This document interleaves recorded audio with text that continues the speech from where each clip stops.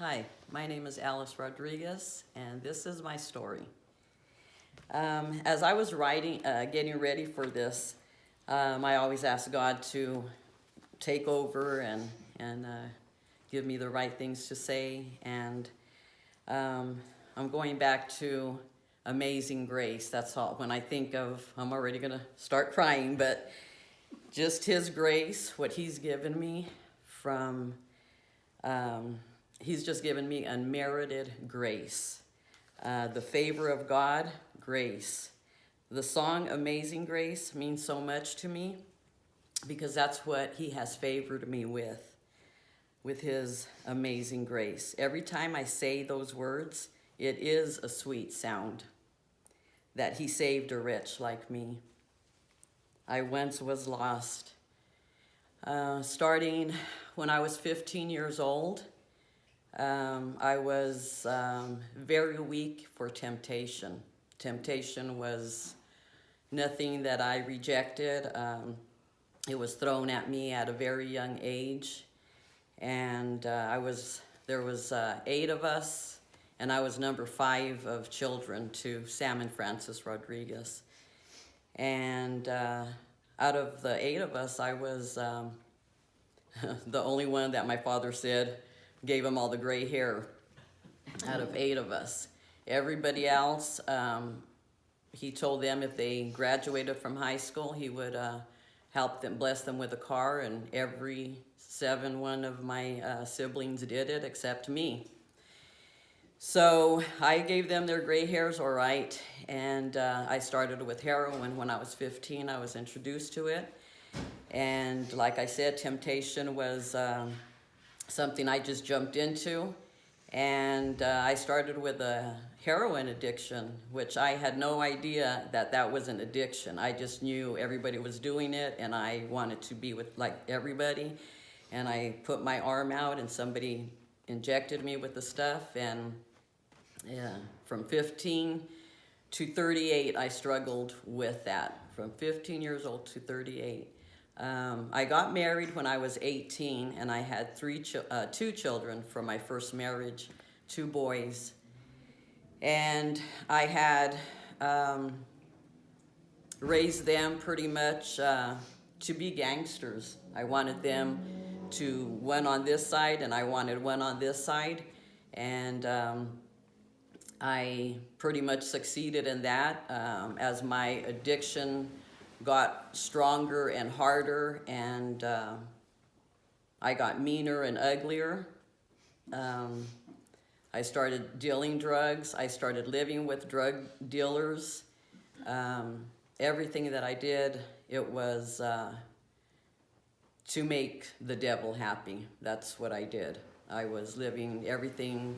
I was lying. I was stealing, robbing. I did a lot of home invasions.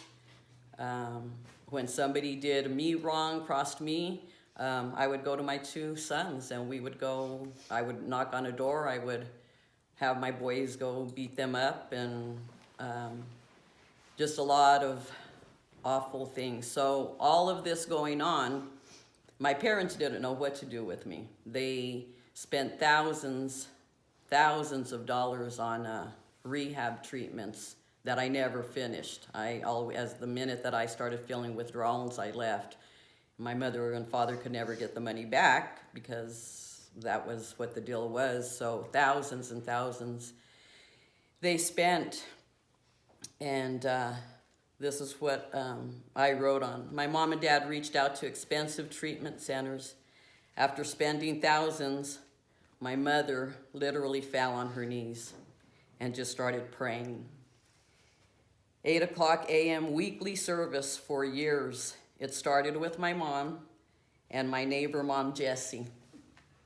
Then she got all the praying warriors in the neighborhood, and all of the neighborhood ladies 5 days a week at the 8 o'clock service were on their knees praying for me.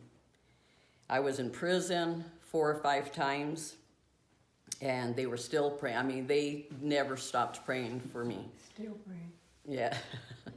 And And I would run into a lady, I wouldn't know her, but they would know me, and they would say, hey, we've been praying for you. We've been praying. Your mom is a strong praying warrior, and she's not giving up. And they were not just sitting, they were on their knees for years and years. So all the time that I was out there doing wrong, I had a certain thing with God where I felt like I didn't want to disrespect him, so I didn't acknowledge him in all of the stuff I was doing. That's what I was thinking. But as my years went on and I got worse, I didn't want to live with drug dealers anymore. I just wanted to take what they had. So I had many, many close calls to death. I overdosed many times. I had guns to my head for the men that I took their stuff from. It was just so terrible things that I did. So at the end of my addiction, where it was 23 years I was out there on the street, I started prostituting. And many times the men that would pick me up would beat me and rape me over and over.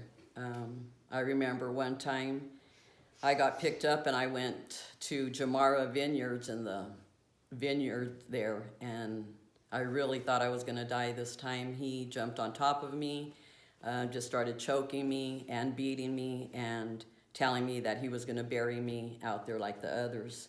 And I was beat, and I said, God help me, God help me. I don't want my family to find me out here. And so I don't know how I got up, but I just got up away from him, and I ran to the Jamara office. And it was late at night, and somebody was there, and they helped me. And so I was at the end of my addiction.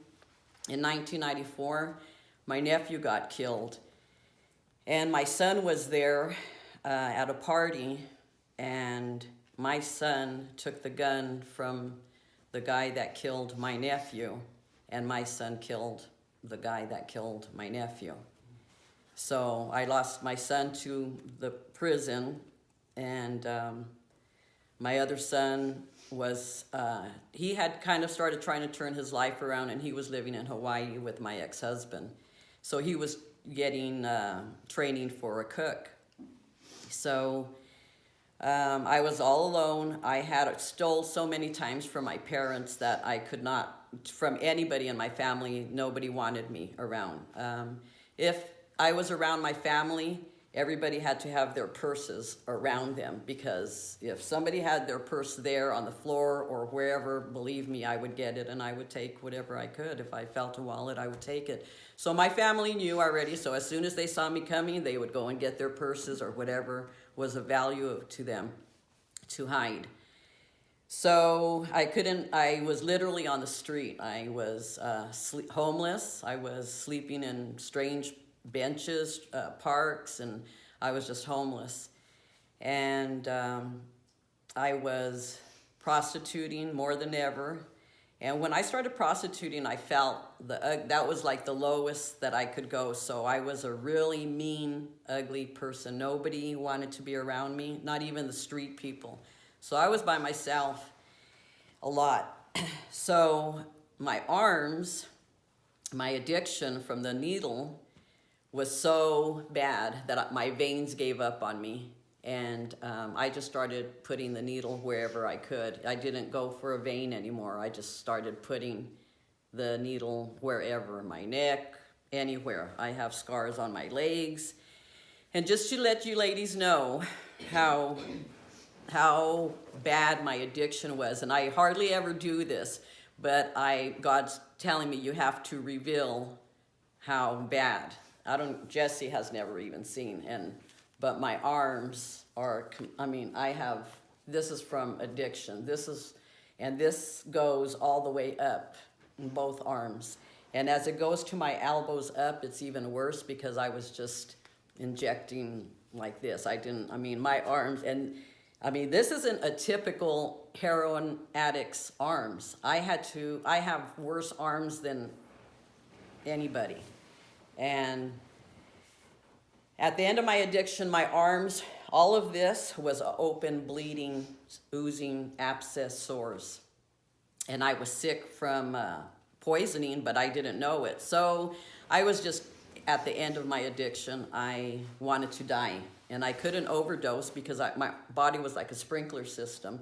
And if I shot the drugs into one part, it would be coming out from another place. So I couldn't overdose. I was at my lowest. So I started walking down Flower Street in front of Kern Medical Center, jumping in front of cars. And it was about midnight.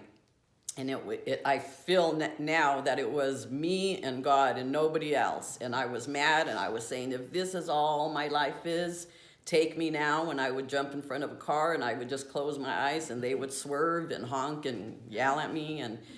And I did this maybe about 10 times, just walking and purposely, So I felt a car just kind of brush me. So I would use the restroom at Kern Medical Emergency Room because they stayed open all night. I would use the restroom to use drugs. I went in the restroom, came out, and I had done so much drugs, my eyes were literally just closed. And I was sitting there, and this man, my angel, came and he sat next to me and he touched me, but my eyes were closed. So he touched my knee and he said, honey, I recognize the color of your blouse. I almost hit you in the middle of the street. And I'm like, you should have, I'm no good. And he goes, no, God has other plans for you. God has other plans. And I'm like, mister, you're talking to the wrong girl. It's not me. He couldn't possibly have other plans for me, not unless he's going to take me now. And I could still not open my eyes. And he just kept, everything that I would tell him negative, he was telling me, no, you have no idea. Your God has miraculous things you're going to do. And he just kept on, and I kept on telling him other things.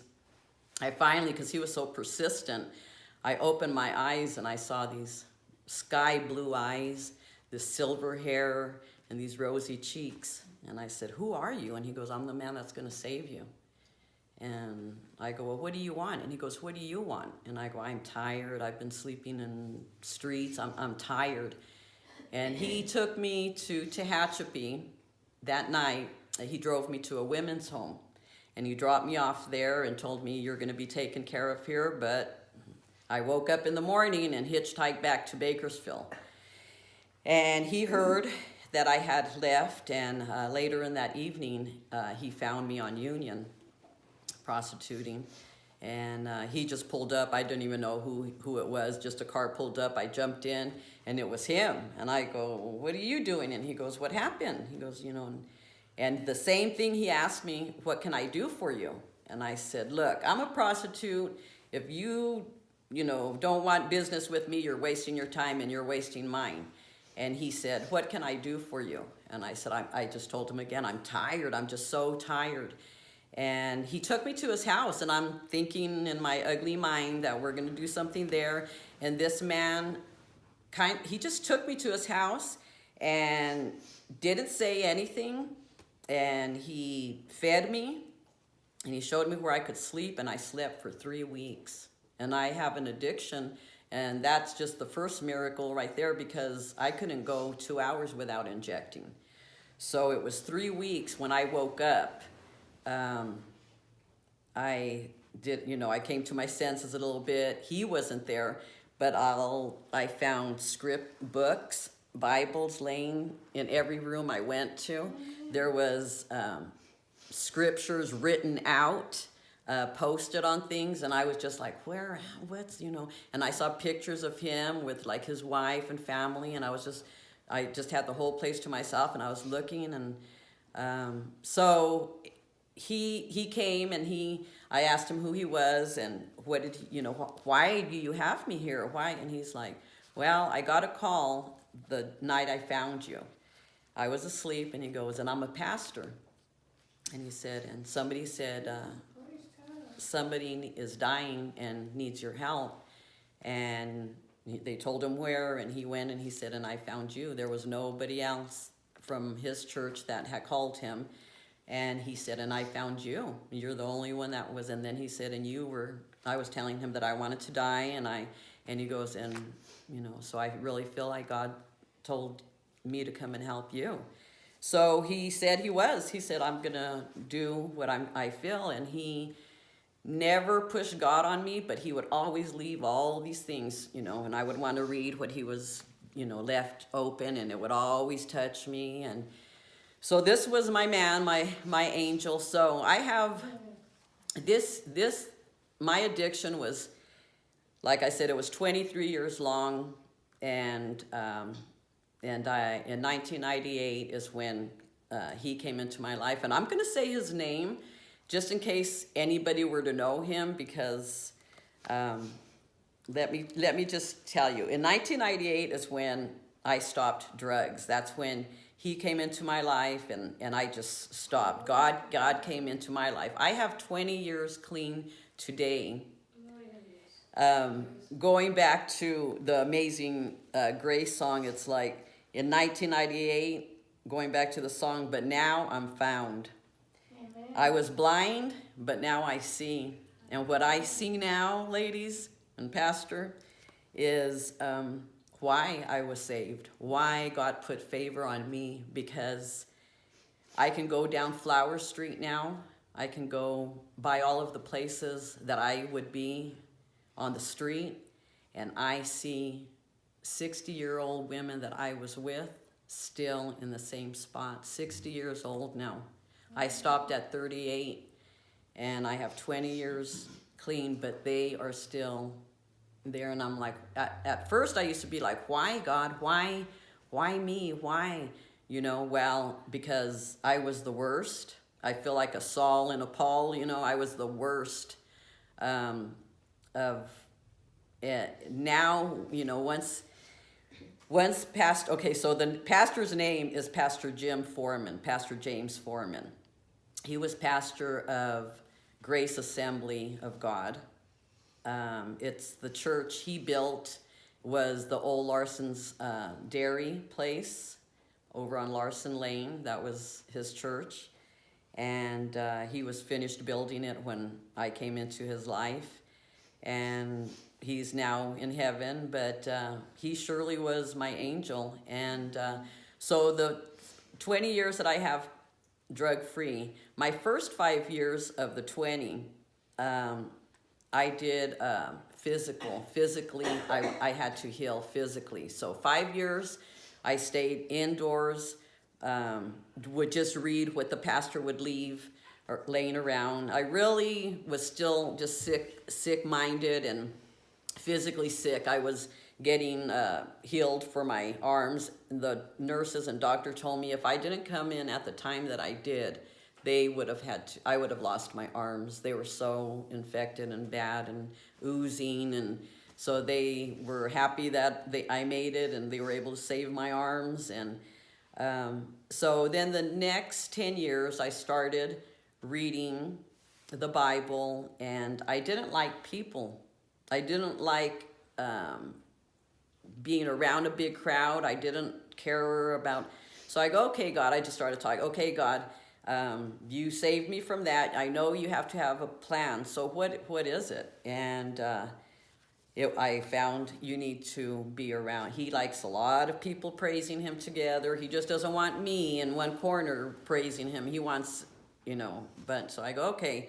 So I said, if there's a church for me, let me find it. So I went out on my own, and I went to 2 churches that I'm not going to name, but they did not show me any love. They looked at my clothes before they looked at my face, and and I went in full speed to start serving. I wanted, you know, they did food passed out food, and I went to volunteer, and they kind of shunned me. They had their own little crowd, and pastor's wife, and she had her little thing, and I would kind of be there, and I would try to go into the crowd, and then they would move, and I go, okay, this isn't the church for me.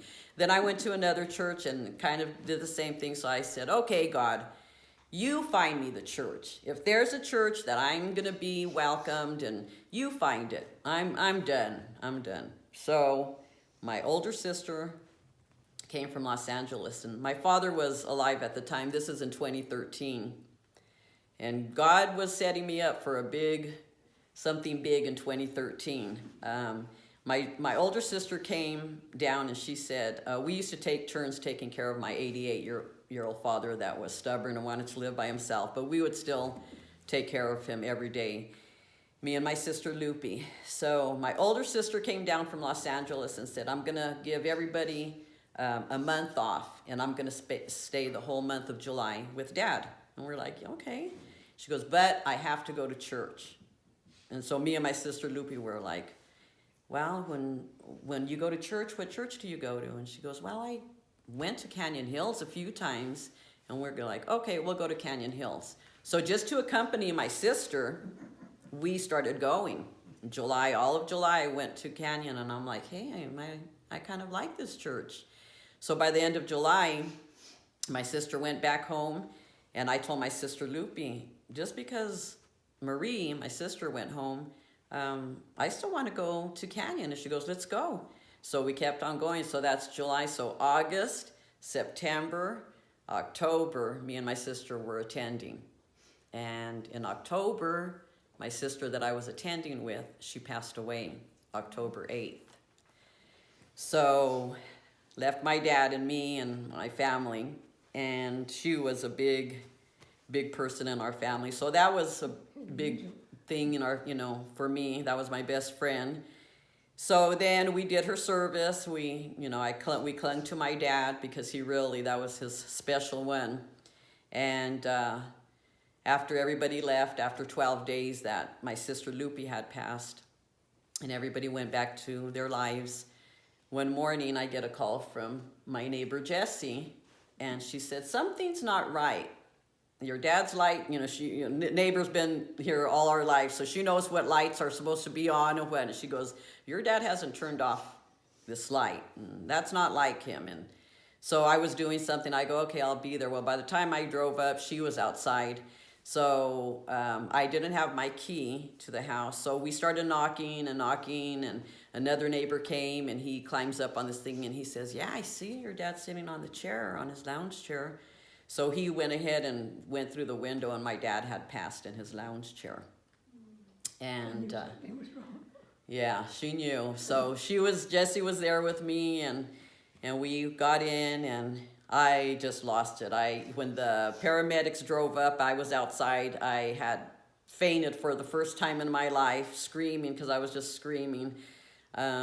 Fainted and hit my head against my dad's cement wall, and the paramedics thought they were coming for me, and we were like, no, my dad. And so that was a big thing, but I see how God's set up for me was bringing my sister, because I really feel if I didn't have my home church, I can't say that I would have gone back to drugs, but I wouldn't have handled it very good. But I leaned on God, and he helped me through it, and I've just grown stronger in it. So after my dad passed, I'm here, and I'm like, okay, this is going to be my church. I feel love. I love the ladies. I love, everything.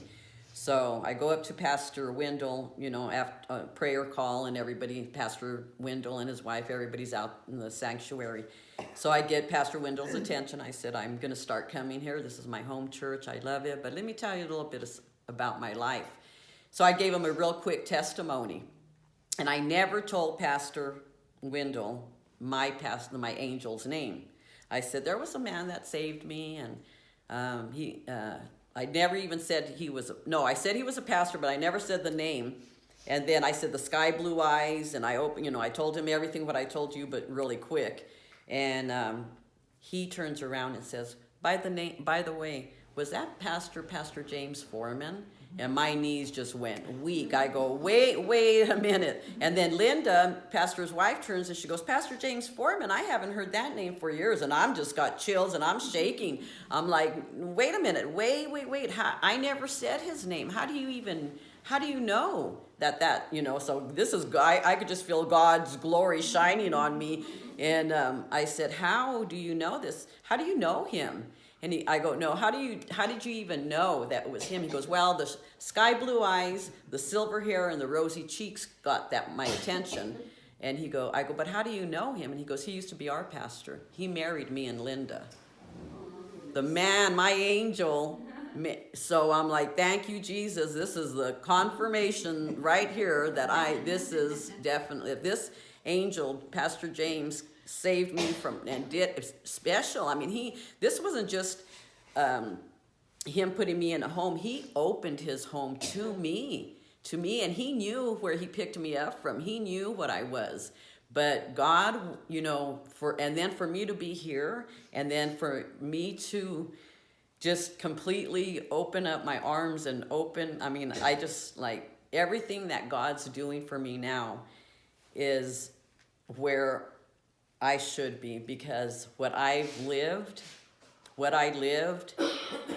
there's nobody that can come through the doors of Revive where I am now serving, where he has me, that can pull up their sleeves and say, look what I'm doing, look at what I did, because I can pull up my sleeves and actually make them feel sorry for me, saying, oh, I'm sorry you did that. But I'm like, no, I had to do that to be where I am now, because God had other plans for me. And God now is revealing, when I say, like, why didn't I die? So many people died. I had people overdose and die in my arms. I had people in the same place that, I thought was sitting up in a chair, but they died. Why didn't I die? Well, because God saved the worst, so I can be able to show them that there's hope. And if God saved me, he can do it. And my story, and it's my story. It's me that lived that. Once I came to the church, I said, okay, now what, God? Because I learned how to ask God, now what? It's not like, okay, now what am I going to do? I'm like, okay, God, now what? Now what do you got for me? So I love to cook, and I said, what is this? So I met Louis, Pastor Louis, through church here, and he told me what he was doing, and I said, well, I'm going to go start volunteering. So I did. I started going on Saturdays, and we kept on giving hot dogs and hamburgers, and I said, why do we keep on doing this? Why do we keep on giving them this? And he goes, we don't have a cook. And my arm was just up all of a sudden, and not by my choice. And I even looked, I go, whose arm is that? And it was me. And he goes, you cook? And I go, I used to cook in prison. And he goes, oh, that's perfect, So I go, and I do love to cook. And then I started cooking, and I've been cooking for going on 2 years now. Every Saturday I'm cooking, and the cooking has just, now I do showers on Tuesdays. I'm there on Wednesday cleaning, but on Tuesdays it was just strictly showers and clean clothes. And Pastor Louis has something going on the other side of our sanctuary. So he told me, you know what, Alice, you're in charge. The whole thing is yours. You're going to do however you want to run it. It's yours, because I have this going on. So I'll be darned, everybody, if now I have Lulu. She's one of my helpers. This thing has grown. It's not just showers and clean clothes. It's people are going into, for me to counsel. People are going in to be fed, because the helpers, the women, because for a long time I was by myself, and I was like, God, this is this the way it's supposed to be, by myself? It was kind of hard for me, but I was like, I can do this. So I was by myself doing a lot, 3 meals every Saturday by myself. And there I go again. I'm like, God, I need help. I'm going to depend on you to start sending me some help. And sure enough, I have women that are cooking now. We all, in our refrigerators on Tuesday morning, whatever we have in our refrigerators, and we're showing up. So now it's turning into feeding, prayer. We have just all things going on. And like I said, I have men and women there that can pray over, anoint people, that God has sent. I'm not looking for anybody. Everybody that he's sending are warriors, are praying warriors, because at the end of everything, it's the power of prayer. The power of prayer of my mom and all the women at her church that prayed me through that. I really am, like, the power of prayer is a big thing for me. So that's what we're doing there at Revive. It's just turning into a big thing of prayer. The people that are going in, I feel like I am on the front lines of the battlefield, because we receive them straight from the street, beat up, raped. They're coming in, I mean, just straight off of the street, and we have the, you know, the words, we have the clothes, we have the food to comfort them. And I just feel like if I wouldn't have made it through the war of myself that I was in, the battle that I was in, if I wouldn't have made it, I just feel like who would be there now to save these people? And God has used me. He's already, he's had me have the strength and the right words to bring people. There's people that started off pushing carts, walking up there really bad on meth. I have one guy that I really poured into my heart and my soul into him, and really lifted him up and told him, he just would say, I'm just so alone, Alice, you have no idea. And I go, yes, I do. But I'll tell you what, James, every morning that you wake up, no matter where you're at, what curb you wake up at or wherever you're at, you say, good morning, Jesus. And he started doing it. And he would come in, I said, good morning, Jesus. And you know what? I feel so much better. And I go, you just keep on, no matter what, you just keep on. And my prayer was for him to get off of the street. And he walked in 3 weeks ago on a Saturday, looking clean, looking completely different. And he is now in a men's home. And this men's home wants money. But he said, I just went and applied for food stamps, and they're letting me pay with my food. And he goes, and they usually don't do that. And I'm like, because we pray, James, this is all about what it is. So he's completely different. He's in a home now. And, you know, I give God all the glory for everything that I am, what I was, even you know, for what I was. You know, I just have that heart to help the lost, to help the ones that are still just hurting out there, that feel that they're alone. I just want them to know that they're not. They're not. If God saved me, he can do it. And I really believe that's why he saved me. So I can show them that they, you know, I was worse than half of the people that go there. I was still worse. They're just homeless and down and out. But my words and my story just lifts them up. And I just praise God for everything. And I thank you and Martha and Dale for having me.